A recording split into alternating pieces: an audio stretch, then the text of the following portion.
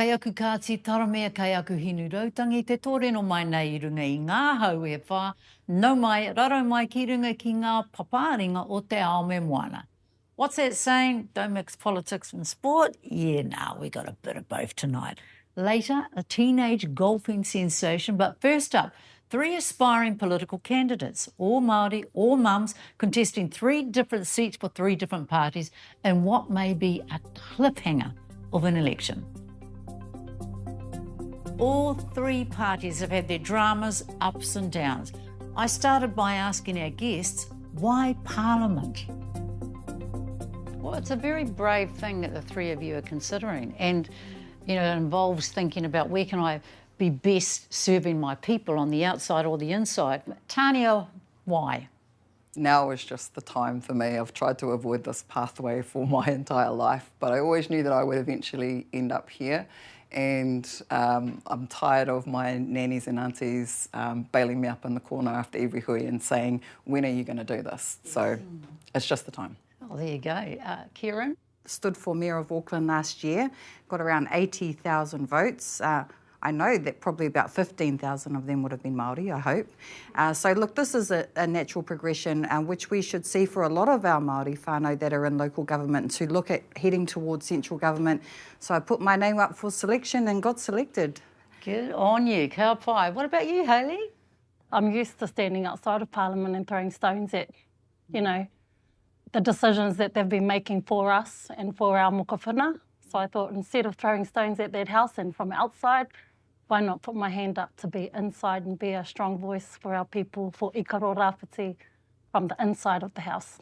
Hayley Maxwell, Te Pāti Māori candidate in Ikaro Rāwhiti. Raised in Otara, back in Gizzy where she was born, the youth worker is a kapa haka hotshot and advocate for te tiriti. Kieran Leone, no stranger to politics or public service. Auckland's first Māori woman city councillor, she ran for mayor too.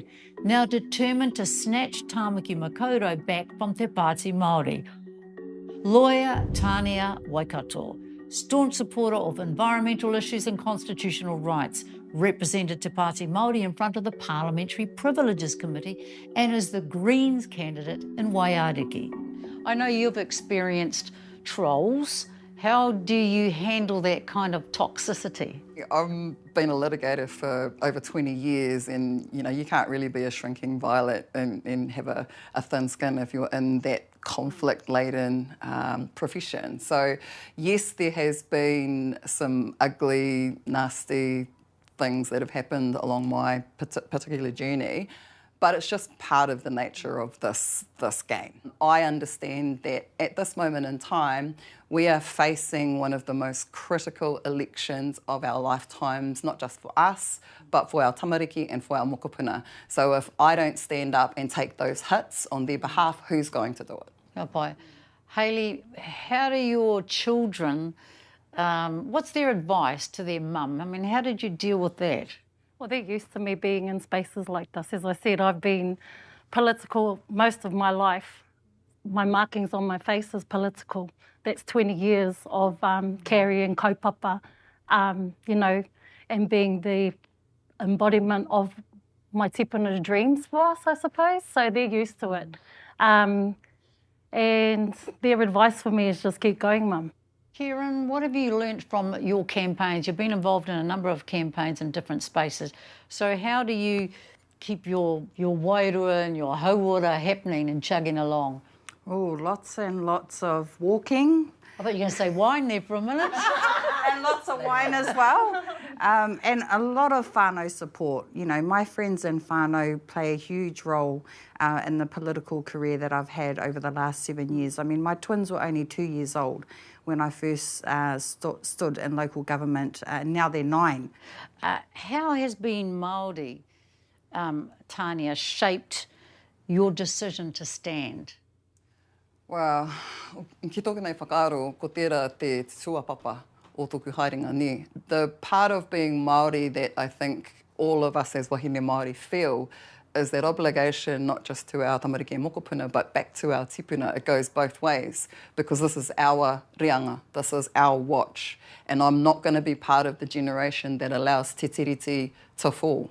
And I'm not going to be explaining to my mokopuna that that all happened when we were on guard. Can you give me an example of how being Māori and your whakapapana that will inform your role as a politician? Well, I suppose being a Māori who wasn't raised in a Māori world firstly informs me of that, because I don't want that for my mokopuna. I know what it's like to reclaim my language. I know how hard it is to be, to reclaim those taonga. I know what that is, and I don't want that for my mokopuna. I don't want that for our future generations.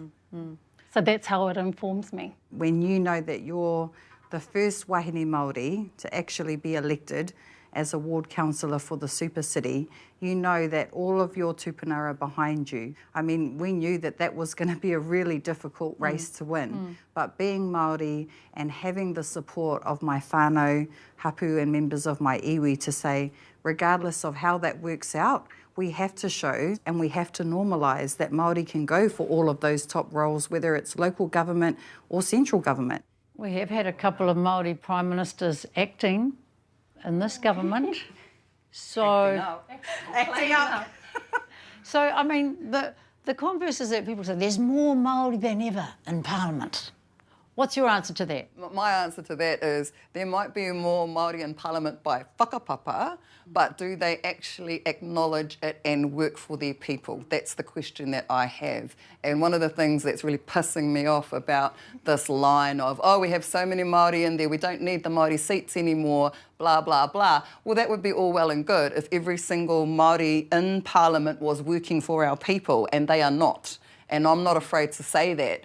And to hear the rhetoric that comes out of, especially the ones who are the ones saying this, and I'm talking about Winston, is the fact that they know exactly what they are doing by saying that. And they know exactly which parts of the population they are triggering, and they're doing it deliberately to win votes. And we all know that that's happening. So for me, it's not about the numbers of Māori in Parliament. It's about the numbers of Māori in Parliament who are actually there to work for our people. So, Hayley, in the next 3 years, what would be one concrete shift that would show the Crown honouring te tiriti? Te Pāti Māori in particular is wanting to establish a parliamentary tiriti commissioner, someone who has full control of anything that impacts te tiriti o Waitangi, they police it. What about you, Kieran? For me, I think that we need to really go back and focus on some of the key areas that we know that Labour has focused on in the past. So I know when we looked at the Māori Health Authority, when we've looked at things like addressing the number of Māori in prison, when we look at Māori in state care, all of these issues have come off the table.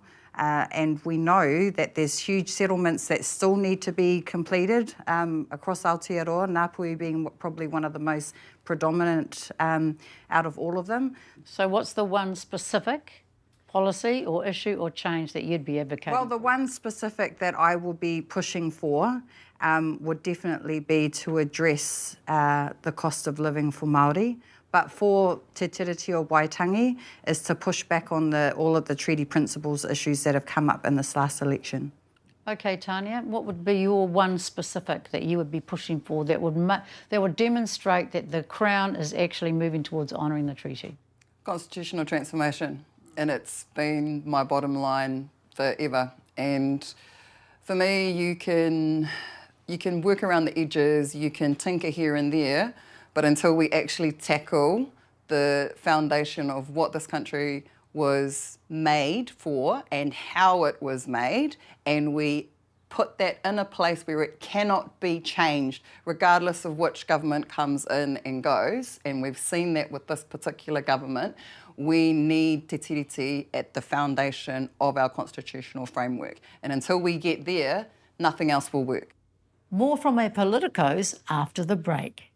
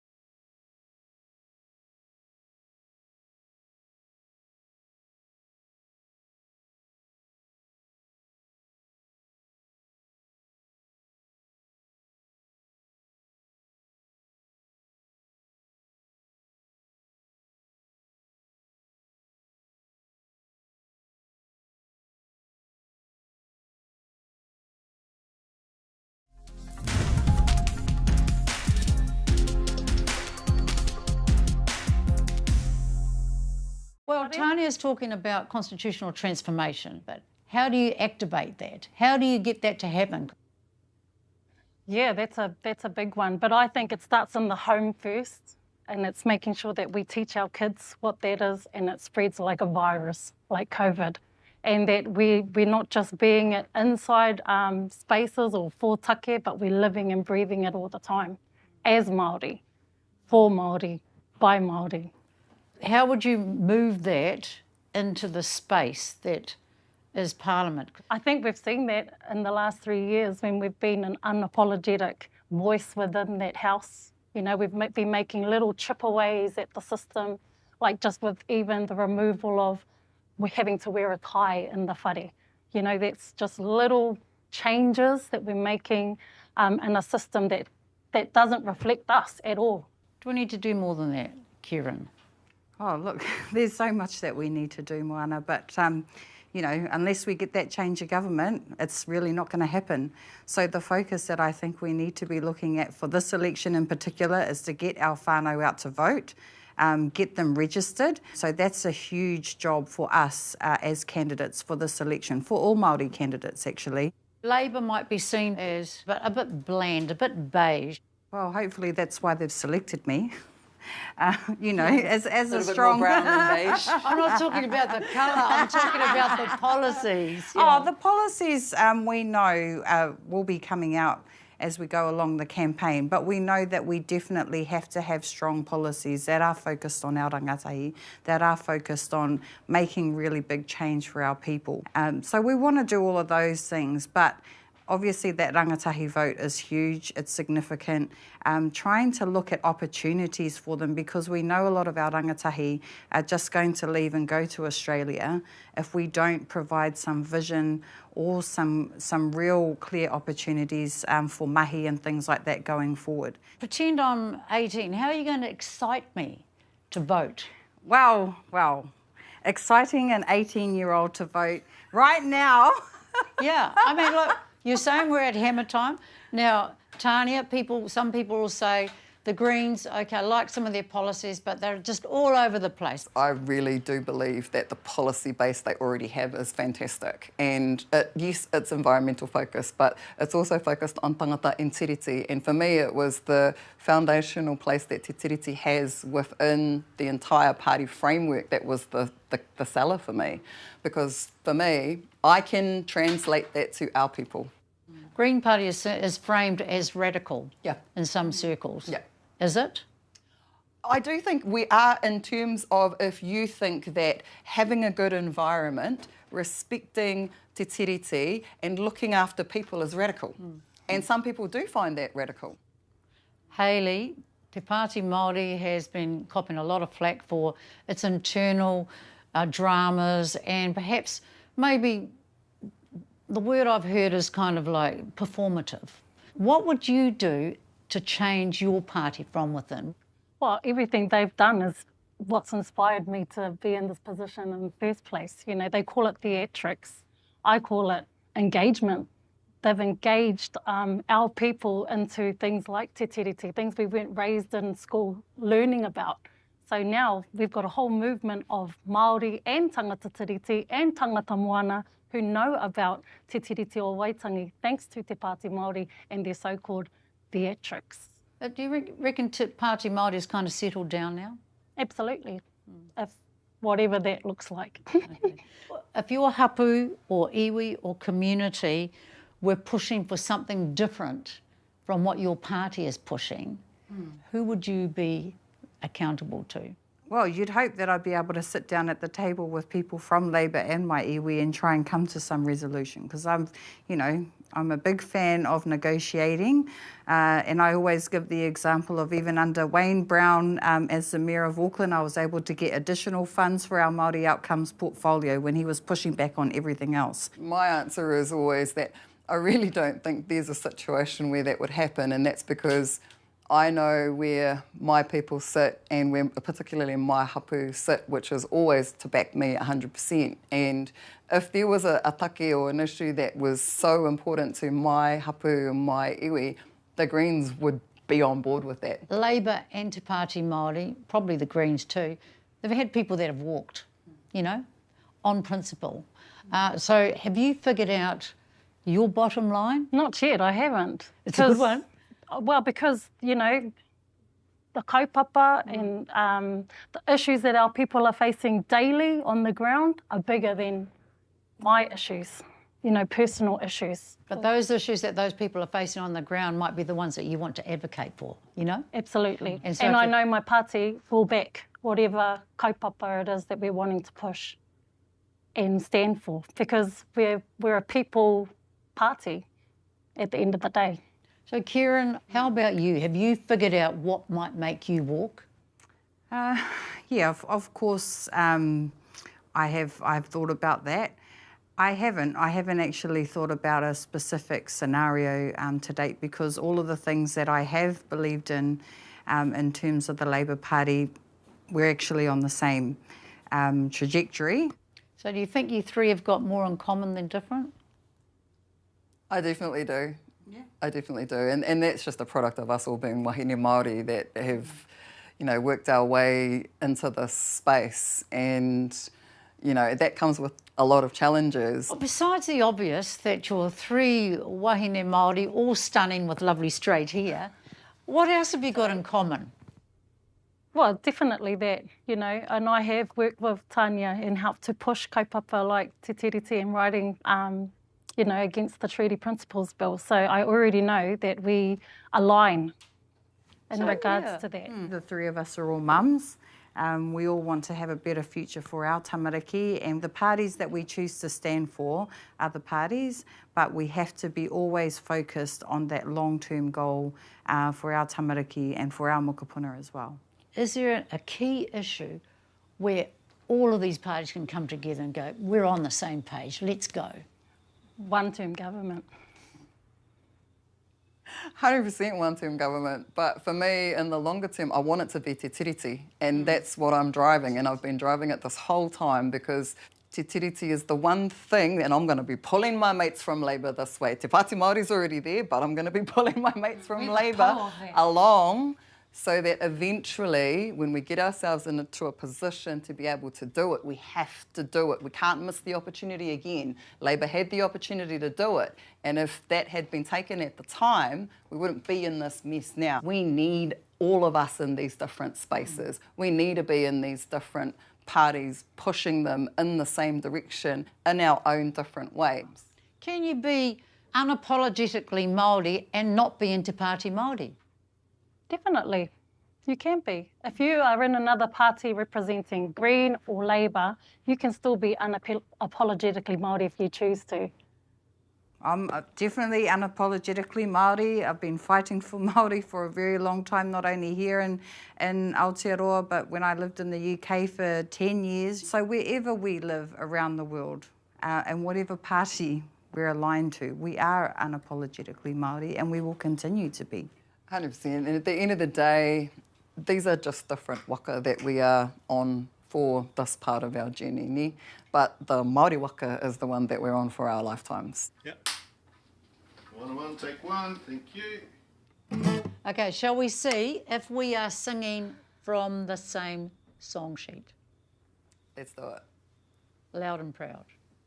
Okay. Nā iwi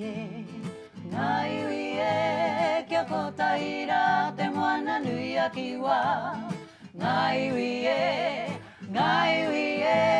kia kotaira te moana nui a ki wā. Hei a ie, whakarongo tautoko. Hei a ie, wahine mā aue. Wahine mā, maranga mai ki a kaha. Wahine mā, maranga mai ki a kaha. Hei a ie, whakarongo tautoko. Hei a ie. Sing it with passion so they can hear it in Wellington. Hei a ie, whakarongo tautoko. Hei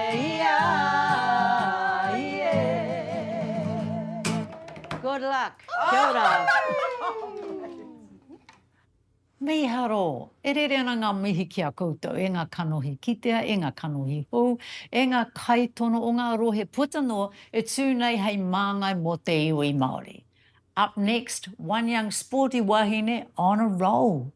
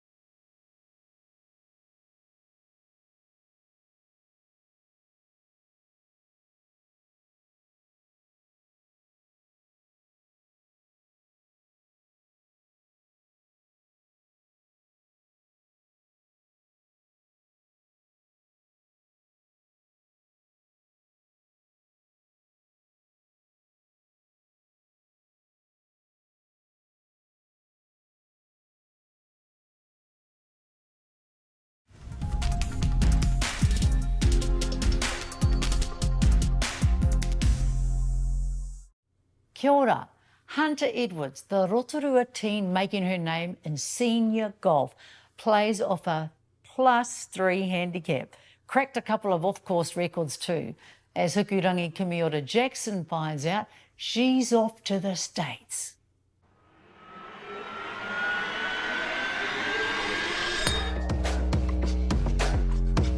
We're at Lakeview Golf and Country Club in Rotorua. Is it like a second home for you? Yeah, like a first home, I'd say. Oh, what about your house? I'm barely ever there anyways.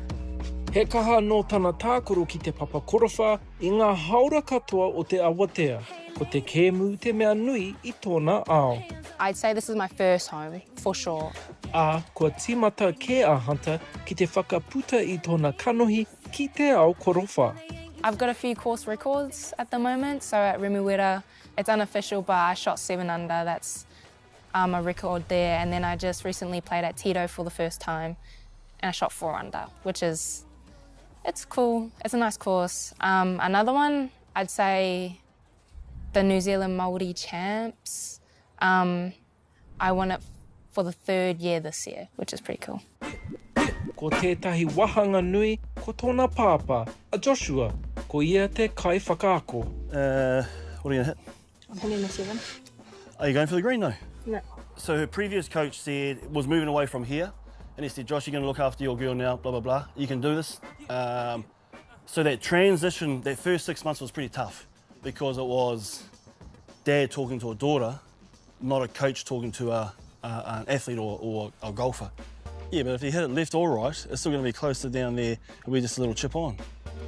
In between my shots, I can like unfocus and I can talk about anything else, and then when I get to my shot, I focus and I hit my shot, and if it's not very good, we'll talk about it after, but if I'm having a bad day, I just don't want to talk to him at all. Ka tai maha rawa I ētahi wā, kaore e kore. Whakaarohia a Tiger Woods me tōna pāpā. Just as he's beginning to swing, I dropped my whole bag of clubs. A Serena Williams rawa ko Venus Williams rānei. Good racket speed, man. Speed that racket head up. So we had to go through this whole process. Okay, when we get to the driving range, we're going to be coach hat and player hat. So it took about 6 months to get used to. A lot of rolls the eyes and attitudes back and that kind of stuff. But I think we got to a good place and we understood that when we're there, we're working. And when we're home and all that kind of stuff. But yeah, those lines got, and still to this day, get blurred a lot. Yeah, and there's arguments, and we're halfway through our tournaments, and we're having an argument on the 9th, 10th hole because she didn't like what I said about the shot selection or something, and we're arguing like father and daughter, not coaching this. So it's I don't recommend it, but it's been awesome. It's been a cool ride. Engari, e huri ana te tai, ka whaia e hanta tētahi karahipi hā kina mō ngā tau e whā ki Oakland University in Michigan. Oh, it's always been a plan. I mean, yeah, I'm really nervous, just it's a new scene, it's out of my comfort zone. But I think the new experiences will be very good for me. How far do you want to go? As far as I can. I want to see how far I can take it, maybe to the LPGA or just on tour. Ko te LPGA te whakataitai I rongonui ai a Lydia Ko. It's a masterclass from Lydia Ko. He tino whakataitai, hei ko nei te mahi a te tairoa, koe nei te taumata tike o te ao korowha. Aha koa te kaumāwaru noa o nā tau, kei te pūmau tonu o hanta waiwai ki te whenua. If I don't get as far as I want to go, I definitely want to fall back on my degree. Ko te mātai hinengaro te kaupapa matua o tana tohu mātauranga. I've always said I think that she could be one of the greats. I think she could be the best in the world, but that's entirely up to her and how hard she wants to work. I just want to see her take it as far as she wants to take it. And I've always said to her, if she wants to quit tomorrow, I'd be okay with it because I've seen her achieve some amazing things. And she put her heart and soul into it for a period of time. And that's all I could ask for. And then the next week I'll probably be like, yeah, but you just keep playing, man, because you're pretty good. What's it like when you're out on the golf course? Like, what is it like for you? Is it a happy place or what? Well, it's a tough one. I'm definitely in my element. At times it can be a very happy place, focused, but also at times I could be quite angry, just not feeling it on the day. But I think overall, I'm definitely very happy on the golf course. Ko tōna whaia, a tānia tētahi wahanga nui anō hoki. Mana ngā pūtea e whakahaere. She's got the discipline, the mental toughness, that resilience. All that good stuff comes from her mum, right? And probably the sporting, athletic prowess comes from this guy, but all the rest of it comes from her mother. Ko tēnei tangata, aha ko te nui o te pakiwaha, ko ia tonu te pūkaha e kōkiri nei I aia. She told her mum, she said, Mum, I've played golf with my dad for majority all my life. And I was like, oh, actually that's, you know, this is a part of my life, and we've been playing golf together for the last probably 6, 7, 9 years. Like, that's my mate, we play golf. But for her to say I've done it all my life, I was like, oh, man, that's quite heavy. It's quite a big statement. So yes, a lot of time playing golf, a lot of time hitting golf balls, a lot of time in a cart, and a lot of time out here, you know, kicking about. And ko te tumanako o te whānau Edwards, mā te nui o te wā, te kaha me ngā haura, kua whakapaua ki te papa korowha, me te wāhi patu korowha, ka nui te hua ka puta, mō tā rātou tamāhine whakahirahira. I would like to see her achieve what she wants to achieve in it. That's it. You know, if she makes millions of dollars and looks after her father in the near future, that'd be awesome.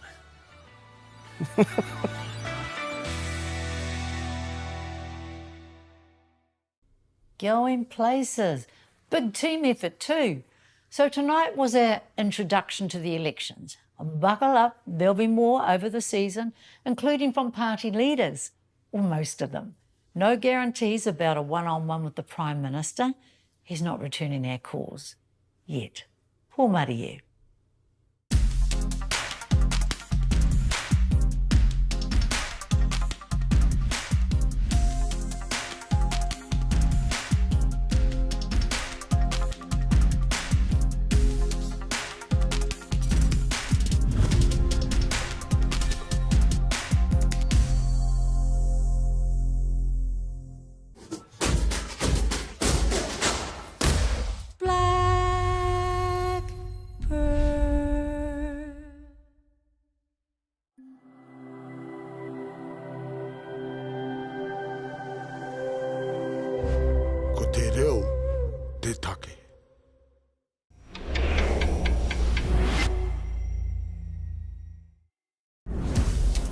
For more Te Ao of Moana, stream full episodes now on Māori Plus.